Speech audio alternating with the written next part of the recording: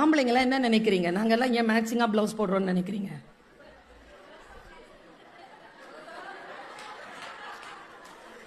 வாழ்க்கை தான் மேட்சிங்கா அமையல. ட்ரெஸ் நீங்க பாருங்க, உங்க பேண்ட் ஒரு கலர், உங்க சட்டை ஒரு கலர். யாரையாவது ஏதாவது ரோஸ் சட்டைக்கு ப்ளூ பேண்ட் போடுவாங்களா? அதெல்லாம் அப்படிதான். உங்கள நீங்க மேட்சிங்கா பாக்குறதே இல்ல. ஏன்னா உங்களுக்கு கிடைக்கிறதே பெரிய விஷயம். ஆனா எங்களுக்கு ஒருத்தர் முறைச்சி பாக்குறாரு, இவ்வளவுலாம் எங்களை பத்தி சொல்ற அப்படின்னு. இல்ல, எனக்கு இந்த ஆம்பளைங்க கிட்ட பல காலமா கேட்கணும்னு ஒரு ஆசை. சரி, வந்தா நாள் நீங்க கேட்டு போயிருவோமே. நீங்க ஒரு 20-25 வருஷம் வாழறீங்களா மனைவி கிட்ட? ஒரு 10 வருஷம், 15 வருஷம், 5 வருஷம் இல்லைங்க, கல்யாணம் பண்ண அடுத்த நாள்ல இருந்துங்க சாகுற வரைக்கும் அந்த டைலாக சொல்லிக்கிட்டே இருப்பான். உன்னை திருத்தவே முடியாது. நீனா டீச்சரா? நானா கொஸ்டின் பேப்பரா? ஆன்சர் ஷீட்டா? குரான்ல ஒரு வார்த்தை இருக்கு.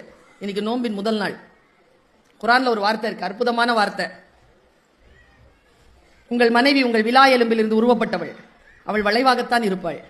அதை நேராக்க முயற்சி செய்யாதே, உடைந்து போவாய். கை தட்டுறது முக்கியம் இல்ல சுபத்ரா.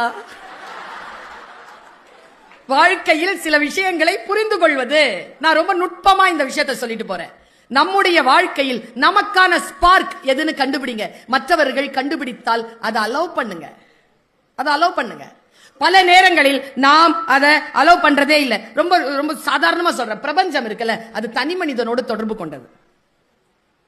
ஒருத்தன் வண்டி ஓட்டிட்டே போயிருக்காங்க, வைஃப் குழந்தையோட. திடீர்னு அந்த திசை காட்டும் கருவி இருக்குல்ல, அது வேற ஏதோ திசையை காட்டிருச்சு. அவர் உள்ள போய் சிக்கிக்கிட்டாரு. ஒரு காடு. காடு கட்ட மட்டும் ஒரு பழக்கம் இருக்கு. காடு உங்களை சூழ்ந்து கொள்ளும். திரும்பி நீங்க வரவே முடியாது. பின்னால இருந்து உங்களை சூழ்ந்துக்கும் காடு. காட்டினுடைய இயல்பு அப்படித்தான். அது என்ன பண்றாரு, அவருக்கு வழி தெரியல. மெதுமெதுவா ஓட்டிக்கிட்டே போயிட்டே இருக்கும்பொழுது தூரத்துல ஒரு ரெட் லைட் எரியுது. கிட்ட போய் பார்த்தா ஒரு தம்பதியினர் கை குழந்தையோடு டயர் பஞ்சர் ஆகி பஞ்சரான பொருட்கள் இல்லாம தவிச்சிட்டு இருக்காங்க.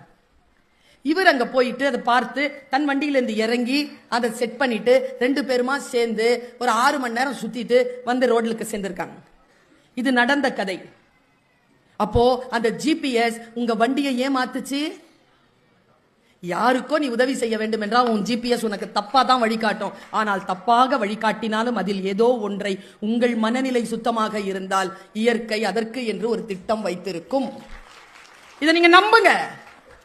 இந்த எனர்ஜி இருக்குல்ல, நீங்க சாமியா நம்புறீங்களோ இல்லையோ, தனி மனிதனுடைய மன எண்ணங்களின் வலிமை அபரிமிதமானது.